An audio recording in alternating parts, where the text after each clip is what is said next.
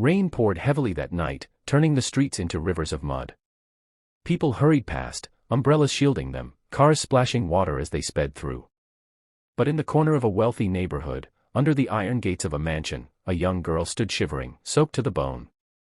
Her clothes clung to her fragile body, her hair was matted with rain, and her lips trembled.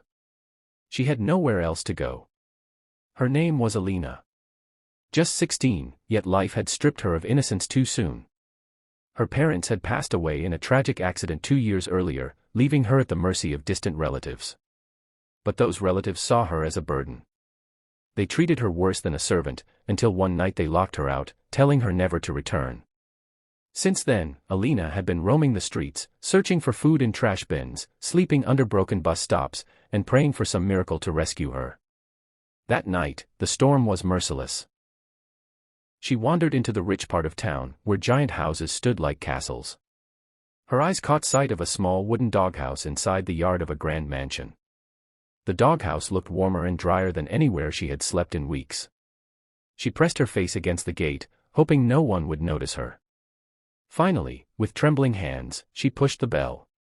Minutes later, the heavy door opened. A tall man stepped out, dressed in a suit despite the late hour. His sharp features, clean shoes, and calm demeanor told her immediately that he was someone far above her world. He was Mr. Rayyan Malik, a young millionaire known in the city for his ruthless business deals and cold reputation. "What do you want?" he asked, his voice firm. Alina lowered her gaze, ashamed of how pitiful she looked. Her voice was barely a whisper.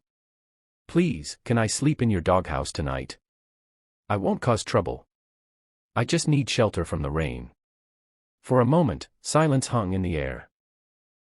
The request was shocking, not to enter the mansion, not for food or money, but for the doghouse. Even the guard behind him raised his brows in disbelief. Rayyan stared at the girl, his eyes narrowing.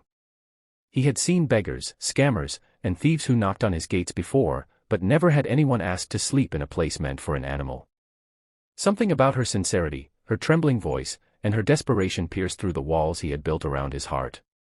"Follow me," he said at last. Alina's heart raced. She thought he might allow her into the doghouse, but instead, he led her through the mansion gates, past the fountain, and into the warmth of his home. She gasped as golden chandeliers lit the hallways, and the air smelled of comfort she hadn't felt in years. "You won't sleep in the doghouse," Rayyan said firmly. "You'll sleep inside like a human deserves to." Tears welled up in Alina's eyes.